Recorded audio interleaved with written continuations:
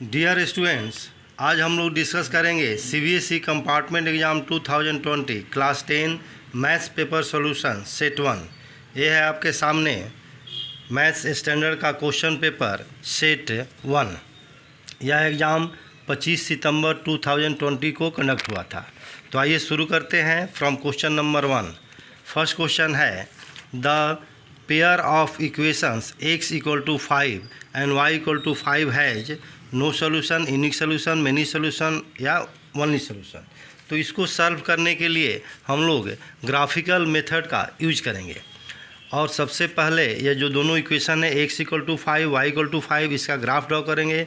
तो x equal to 5 का जो ग्राफ होगा वह लाइन होगा जो x को 5 पर इंटरसेक्ट करेगा और y एक्सिस का पैरेलल होगा। इसी तरह y इक्वल टू 5 का जब ग्राफ ड्रॉ करेंगे तो वह y एक्सिस को 5 पर इंटरसेक्ट करेगा और x एक्सिस का पैरेलल होगा। इस तरह दोनों लाइन एक दूसरे को सिंगल पॉइंट पर इंटरसेक्ट कर रहा है जिसका कोऑर्डिनेट्स है 5, 5। और आप जानते हैं कि दो लाइन जब सिंगल पॉइंट पर इंटरसेक्ट करे इसका मीनिंग हुआ कि दोनों का सोल्यूशन यूनिक सोल्यूशन होता है। तो फर्स्ट का जो आंसर हुआ वह बी यानी unique solution. Second question, the value of k for which the quadratic equation 3x² minus kx plus 3 equal to 0 has equal roots, यानी इक्वल रूट्स दिया हुआ है और आपको k का वैल्यू फाइंड करना है। तो सबसे पहले यहाँ पर a, b और c का वैल्यू फाइंड किया जाएगा। a का वैल्यू है 3, b का माइनस k और c का 3। और d का जो फार्मूला होता है वह है b² माइनस 4ac। तो यहाँ पर b, a, c का वैल्यू पुट किया गया। तो इस तरह d का जो वैल्यू आया k² माइनस 36। और फॉर इक्वल रूट्स दिया हुआ है क्वेश्चन में कि जो रूट्स है वो इक्वल है। तो इक्वल रूट्स के लिए d इक्वल टू 0 होता है। तो d का जो वैल्यू है k² माइनस 36 उतना इक्वल टू 0 करके सॉल्व करेंगे, जो कि k का वैल्यू आएगा प्लस माइनस 6। और इस तरह आपका जो ऑप्शन हुआ सेकेंड का C। इसमें जो और है इसमें डिस्क्रिमिनेंट फाइंड करना है और इक्वेशन दिया हुआ है 3√3x² plus 10x plus √3 equal to 0। तो यहाँ भी a, b की और c का वैल्यू पहले लिखेंगे। तो a का वैल्यू है 3√3, b का वैल्यू है 10 और c का वैल्यू है √3। d का वैल्यू फाइंड करने के लिए फार्मूला यूज करेंगे, that is b² minus 4ac। और वैल्यू पुट करने पर कैलकुलेट करने पर d का जो वैल्यू आया 64। और इस तरह सेकेंड का जो और क्वेश्चन है उसका ऑप्शन हुआ D 64। Third question, if sine theta equal to cos theta then find the value of tan square theta plus cot square theta. तो sine theta equal to cos theta दिया हुआ है तो हम पहले sine theta equal to cos theta लिखकर दोनों तरफ कॉस थीटा से डिवाइड करेंगे। तो डिवाइड करने पर sine theta by cos theta हुआ, cos theta by cos theta cancel होने पर 1 हुआ। और साइन बाई कॉस का फार्मूला होता है tan, तो tan थीटा इक्वल टू 1 हो गया। और tan थीटा के हेल्प से हम cot थीटा भी फाइंड करेंगे। cot थीटा इक्वल टू होता है 1 by tan theta, tan theta का वैल्यू 1, 1 बाई 1 इक्वल टू 1। इस तरह tan थीटा और cot थीटा दोनों का वैल्यू जो हुआ 1 हुआ। आपको फाइंड करना है tan square theta plus cot square theta. तो इसमें tan और cot का 1 और 1 वैल्यू पुट करने पर इसका वैल्यू आएगा 2, जो कि थर्ड का ए ऑप्शन है 2, ये आंसर हुआ। Fourth question, the mean and median दिया हुआ है 14 और 15, आपको फाइंड करना है मोड। तो एम्पिरिकल फार्मूला में मोड इक्वल टू होता है 3 into median minus 2 into mean. Median जो है 15 है और मीन 14 है। तो यहाँ पर 15 रखिए, मीन का वैल्यू 14, कैलकुलेट करने पर मोड आएगा 17, जो कि फोर्थ का ऑप्शन बी है। Fifth question, a frustum of right circular cone is of height 8 cm, यानी हाइट ऑफ फ्रस्टम दिया हुआ है 8 cm और इसका दोनों एंड्स का जो रेडियस है 10 cm और 4 cm दिया हुआ है। आपको फाइंड करना है स्लैंट हाइट। तो फ्रस्टम का स्लैंट हाइट का जो फार्मूला होता है that is L equal to √h² plus under bracket R minus r whole square. तो h का वैल्यू है 8, जो कि यहाँ पुट किया गया 8, और R यानी एक रेडियस 10 है और दूसरा 4 है। तो 10 माइनस 4 यहाँ हुआ 8² 64 और 6² 36। तो √100 और L का वैल्यू इस तरह है आपका 10 cm, जो कि आपका 5 का ऑप्शन है C 10 cm। नेक्स्ट क्वेश्चन है 6, 2 dice are thrown simultaneously, the probability that the sum of 2 numbers appearing on the top of the dice is less than 12, यानी 2 डाइस थ्रो किया गया। आपको प्रोबेबिलिटी फाइंड करना है उन सारे इवेंट्स का जिसका सम जो है 12 से लेस है। तो 2 डाई को जब आप थ्रो करते हैं तो total number of possible outcomes जो होता है वह होता है 36, और इसमें जो फेवरेबल आउटकम्स है जिसका सम 12 से लेस है वह होगा 1 1 1 2 1 3 1 4 1 5 1 6, इस तरह है। ये सारे आउटकम्स होगा केवल 6 6 को छोड़कर, क्योंकि 6 6 का जो सम होगा वह हो जाएगा 12, लेकिन आपको 12 से लेस का प्रोबेबिलिटी फाइंड करना है तो केवल एक इसमें से जो आउटकम है वह हट जाएगा और फेवरेबल आउटकम हो जाएगा 35। तो आप जब probability of getting sum less than 12 equal to number of favourable outcomes जो कि है 35 और टोटल नंबर ऑफ आउटकम्स है 36, तो आंसर हुआ 35 बाई 36। इस तरह 6 का जो ऑप्शन है बी वो सही आंसर हुआ। 7th क्वेश्चन है, if -5/7 A2 are consecutive terms in an AP का 3 लगातार टर्म दिया हुआ है, ए का वैल्यू फाइंड करना है। तो 3 लगातार टर्म दिया हुआ है तो इसमें कॉमन डिफरेंस फाइंड करने के लिए second term minus first term होगा और third term minus second term. तो इस तरह हम 7 जो है वह second term A minus first term -5/7 equal to third term 2 minus A. इसको जब आप सॉल्व करेंगे आएगा a + 5/7, यहाँ हो जाएगा 2 - a, और माइनस ए को इधर लाने पर a + a इक्वल टू 2 - 5/7। इस तरह सॉल्व करेंगे आप तो a का जो वैल्यू आएगा 9/14, जो कि 7 का ऑप्शन बी है, ये करेक्ट आंसर हुआ। नेक्स्ट क्वेश्चन है 8, the distance between points 0 0 a - b a + b, यानी इन दोनों पॉइंट्स के बीच का डिस्टेंस निकालना है। तो डिस्टेंस का फार्मूला होता है √x2 - x1 whole square plus y2 - y1 whole square.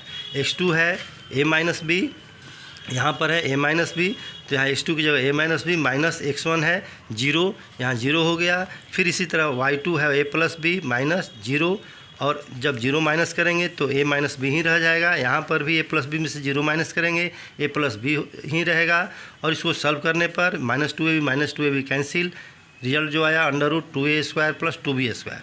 इस तरह आपका जो 8 का ऑप्शन हुआ डी वो करेक्ट आंसर है। Question number 9, a solid spherical ball fits exactly inside the cubical box of the side 2a, find the volume of the ball. जो spherical ball है वह क्यूबिकल बॉक्स के अंदर पूरी तरह फिट है, यह आप फिगर में देख सकते हैं। तो यहाँ पर स्फेरिकल बॉल जो है वह क्यूब के सभी सरफेस को टच कर रहा है। तो यहाँ पर स्फेयर का जो डायमीटर हुआ वह क्यूब का साइड हो जाएगा। यहाँ पर लिखा गया है diameter of ball equal to side of box. तो बॉल का जो डायमीटर होता है 2r, यानी 2 × रेडियस, और साइड दिया हुआ है वह है 2a, तो 2r = 2a, 2 2 cancel, r = a हुआ। तो वॉल्यूम ऑफ बॉल जो होगा उसका फार्मूला होता है वॉल्यूम ऑफ स्फेयर 4/3 πr³, तो 4/3 πr का वैल्यू a है तो a³ हुआ। तो 9 का जो आंसर हुआ वह हुआ डी 4/3 πa³। नेक्स्ट क्वेश्चन है 10 जो क्वेश्चन है वह है गिवन फिगर में PA और PB 2 टेंजेंट्स दिया हुआ है और इन दोनों के बीच का जो एंगल है 80 डिग्री, आपको फाइंड करना है एंगल AOB। तो यह जो टेंजेंट पर रेडियस जो होता है point of contact pass perpendicular होता है, तो यह हो जाएगा 90 और ये भी 90। तो इस क्वाड्रिलेटरल AOBP में 3 एंगल मालूम हो गया, angle P, angle A, angle B। आपको एंगल AOB फाइंड करना है। तो AOB फाइंड करने के लिए चारों एंगल का सम लिखेंगे आप, एंगल AOB + 90 + 90 + 80 = 360। तो यह तीनों का सम हो जाएगा 260 = 360। तो AOB = हो जाएगा 360 - 260 जो कि 100 हुआ। 10 का जो ऑप्शन है A 100 correct answer. Now question number 11, if alpha beta are zeroes of the polynomial 2x² - 5x - 4 find 1/α + 1/β। तो सबसे पहले इसमें हम अल्फ़ा प्लस बीटा फाइंड करेंगे। अल्फ़ा प्लस बीटा = होता है -b/a। b है यहाँ पर -5, तो होगा -5/a 2, तो माइनस माइनस प्लस हो जाएगा 5/2। Alpha into beta equal to होता है C/A, और C का वैल्यू है -4, A का वैल्यू 2, तो -4/2 कैंसिल होकर हो गया -2। अब फाइंड करना है 1/α प्लस 1/बीटा। जब आप ऐड करेंगे अल्फ़ा बीटा का एलसीएम लेकर, ऊपर हो जाएगा beta plus alpha by alpha beta. Beta plus alpha means sum of the zeros, तो हो जाएगा alpha plus beta equal to 5/2। इसका वैल्यू है 5/2 और अल्फ़ा इंटू बीटा है -2, तो -2/1 ले लेंगे।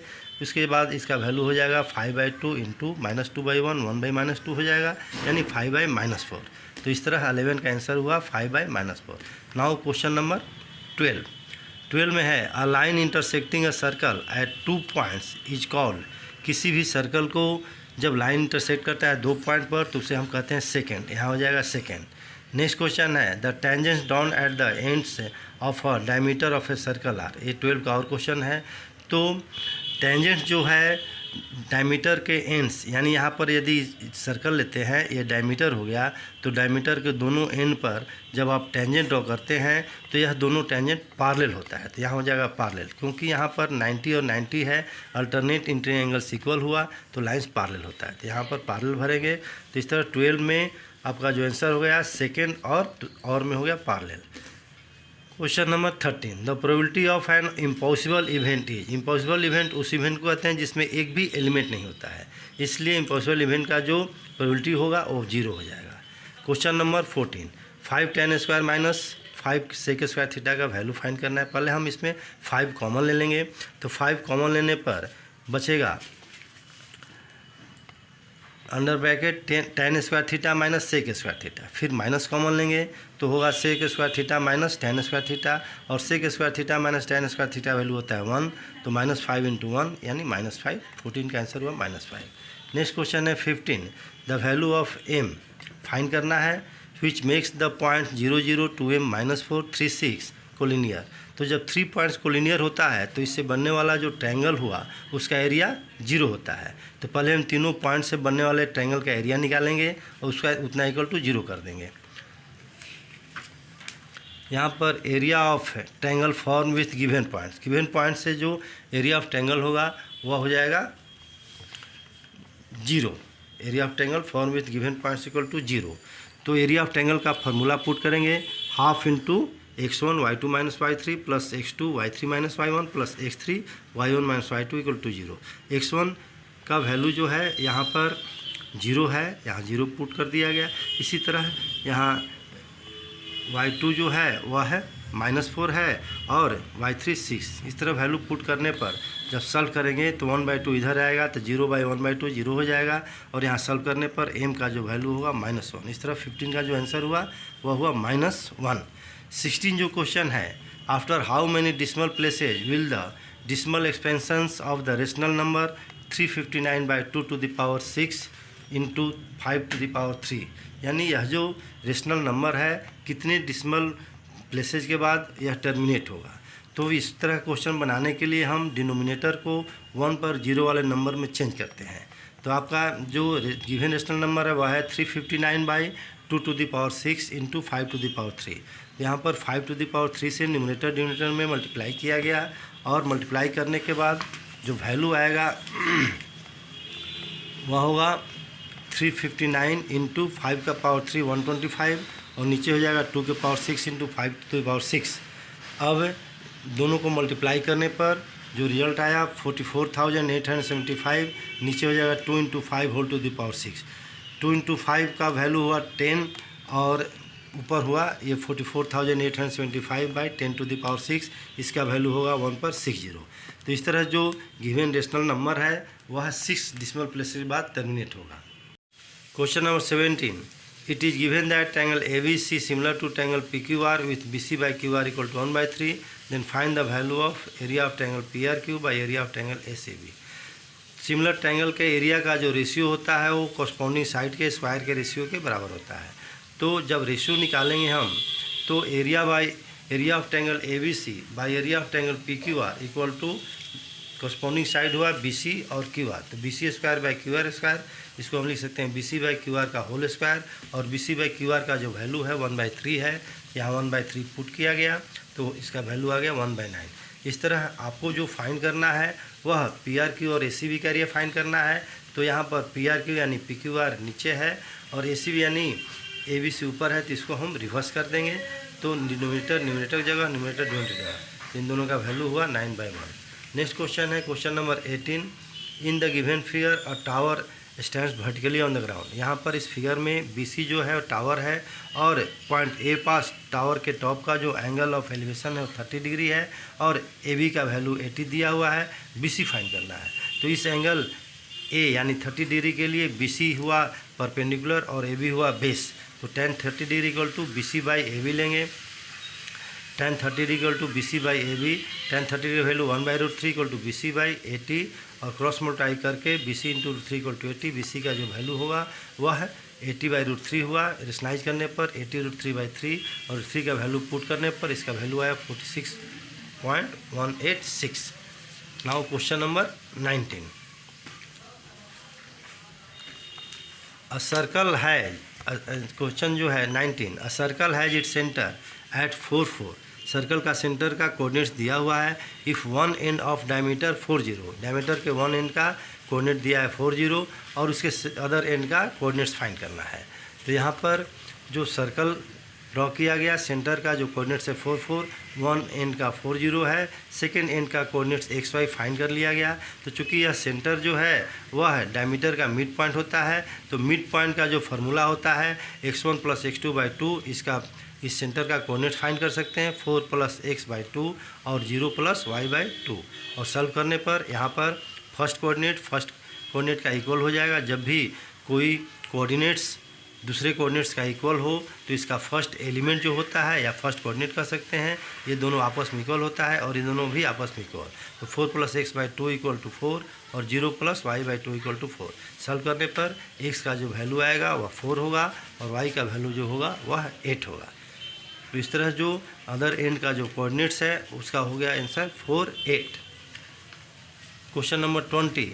The capacity of cylindrical glass tumbler is 125.6 cm3. If the radius of the glass tumbler is 2 cm, then find its height। यानी सिलिंड्रिकल ग्लास है जिसका वॉल्यूम दिया हुआ है, कैपेसिटी में वॉल्यूम होता है और रेडियस दिया हुआ, हाइट फाइंड करना है। तो यहाँ पर वॉल्यूम ऑफ ग्लास टम्बलर, जो सिलेंडर का वॉल्यूम होता है उसका फार्मूला होता है πr²h। तो πr²h इक्वल टू वॉल्यूम दिया हुआ है 125.6, यहाँ पुट कर दिया गया और पाई का वैल्यू यूज करना है जो दिया हुआ है 3.14, यहाँ 3.14 लिखा गया। r का value 2² × h equal to this one. तो h का जो वैल्यू हुआ कैंसिल करके यहाँ पर 10 सेंटीमीटर आंसर आया। तो इस तरह स्टूडेंट्स जो सेट 1 जो था मैथ जो स्टैंडर्ड का सेट 1 का जो क्वेश्चन पेपर है उसका सेक्शन A का सॉल्यूशन अभी आपके सामने डिस्कस किया गया। नेक्स्ट पार्ट में हम लोग सेक्शन B, फिर सेक्शन C और सेक्शन D का भी सॉल्यूशन डिस्कस करेंगे।